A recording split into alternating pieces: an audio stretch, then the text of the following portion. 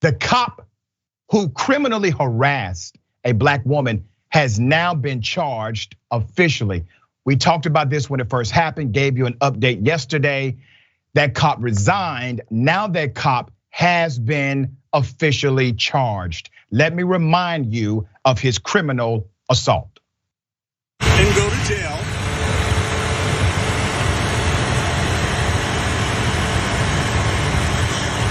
Yeah, I will turn my camera on. That's fine. Make this an official incident. That's fine. Now understand this. Please respect my space. It's Respect your COVID. space. I'm 6 about to feet. put You do handcuffs not on have you. a mask on. I don't need a mask. I'm outside.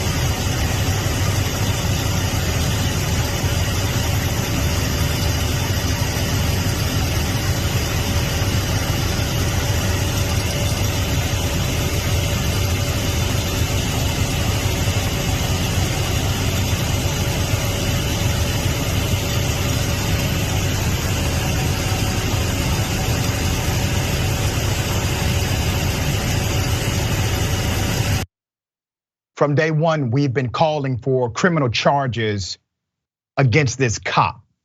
That has now finally happened. Not to the degree that I would like, but is moving in the right direction. Put up the picture of this coward. Criminal charges have now been filed against this former Chicago police officer who got into a confrontation last year with a black woman. He criminally assaulted her. She was walking her dog at North Avenue Beach. His name is Bruce Diker. Has now been charged with aggravated battery and official misconduct, okay? You see his picture, you see him. Now there's a background to this story.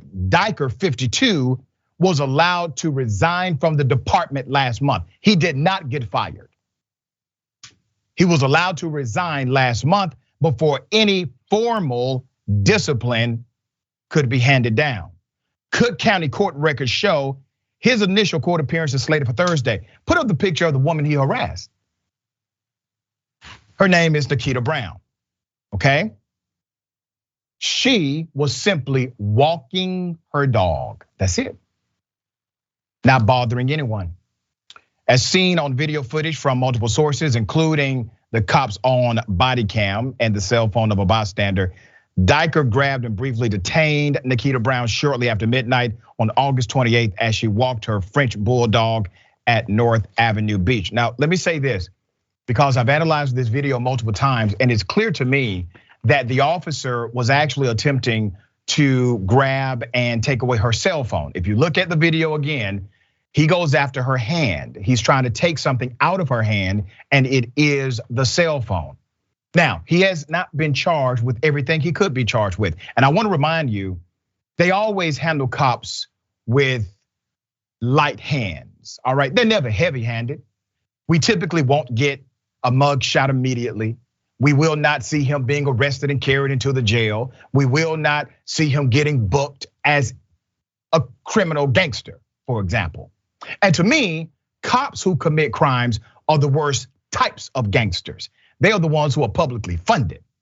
They are utilizing their public trust given to them by taxpayers. Now, there's more to this story. On Good Morning America, Ms. Brown actually broke a silence. She explained she took out a cell phone. She said, and I quote, "I was looking to see who I could call for help at that point. Even if someone didn't answer, at least leave a voice message that says, 'Hello, hi, this is where I am. This is what's happening. If you call me in the morning and don't reach me, I am in jail or worse. It is so damn sad that this black woman who is simply walking her dog and not committing any offense, any criminal offense, has to think about how to let someone know that she's going to be wrongfully incarcerated or possibly die. There's more. Diker, the cop in question, who became a Chicago cop in 1998, had 25 complaints against him. I told you so. I said right here on Indisputable, this cop has a history, including 3 that were sustained, meaning after the investigation and after they tried to clear him, 3 of them, they could not. The most serious one was from November 2008. It was an off-duty domestic incident in New Tazewell, Tennessee. The cop, Diker, off duty, was still suspended for 20 days after he allegedly verbally abused and pointed his weapon at a victim, and failed to follow lawful police orders. Now, what happens? I want you to think about this. This is an off-duty cop. He's off duty at this time, right? He pulls out a gun, points his gun at a victim, and refuses to follow the lawful commands of another cop telling him, drop your weapon. Now, what would have happened to me or you? We would have had a bullet in our ass. That's what would have happened. They let him go. He violates a lawful command. He gets suspended. He comes right back to the force. No problem. He just showed you exactly who he was. Now, these are the incidents that we have on record. Believe me, there are many more that we do not. Put up the picture of the guy who's protecting this madness. John Catanzara, president of the Fraternal Order of Police Lodge 7, characterized the charges as, and I quote, a race-based attack. Yeah, he's claiming racism. He's saying that the officer in question, who we just saw actually assault a woman, is being targeted because of his race. And then he says this is led by Cook County State's Attorney Kim Foxx, her top deputy, Reza Lanier. All right. Bruce's body camera was very clear that he had interactions, with other people who followed his lawful direction to leave the beach because it was closed, and they did not challenge him like this young lady did, according to the union chief. He then says she should have been arrested. He actually cut her slack and gave her a break. Okay. The reason why the cop never arrested her is because he did not want to explain what he did. That's the only reason. He did not cut her a break. He tried to cut himself a break. So now we see the wheels of justice slowly moving in the right direction. Not fast enough for me. The charges should be more serious than what they are. This is a felony, violation of oath of office. He's been charged with official misconduct and aggravated assault. So we'll see if this actually gets upgraded, but a prosecution is moving forward. Took them long enough. All right, Adrian, thoughts on this? Well, it's very disheartening in part because we see this often, particularly in Chicago, where you do have a lot of law enforcement who happen to target members of the Black community. Yeah. One thing we did see from a 2022 audit with Chicago's public information is that when police will stop people, what they're doing when it comes to using force against people from Chicago is about 83% of those incidents involve Black people. Yet Black people are only 28% of the Chicago population. So you have 83% of incidents involving using force against 28% of the population. So if this is race in any way, it's definitely race used against this woman here.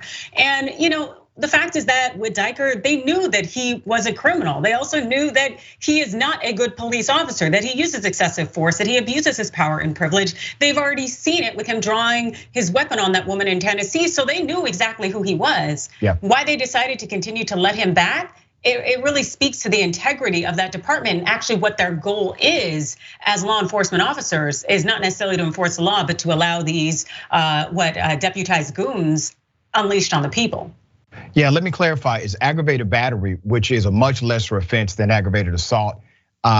We will see if these charges are upgraded at some point. But I have a question for you, Adrian. He has a history of actual violence, of not following lawful commands of other officers. He has 25 complaints that we know of on record, some of them we may not. At what point does this become a negligent hire issue and the victim in this case is able to sue the department who hired him? It's interesting you say that because that's something I initially was going through my mind in terms of negligent hiring. And the thing is, it seems like a lot of these complaints against him came out after he was hired. So as far as I'm concerned, this is kind of like negligent retention. Like you should not have continued to employ this individual when you know that they do not follow rules, that they break the law, that they use excessive force and violence, yet you decided to continue to keep them on. The unfortunate fact is that the Chicagoans who are paying money for their taxes, they're gonna be the ones to foot the bill for all of this, when it really needs to be coming out of law enforcement, out of their retirement plans, out of any kind of assets and resources that they have. But instead, it's we the people who end up paying the bill at the end of the day for their abuses of individual civil rights. It doesn't make any sense. Yeah, isn't it ironic that people are okay with defunding the police as long as the victim is a black person, and that's the reason why the cops are being defunded? There's no issue when they're defunded by that method.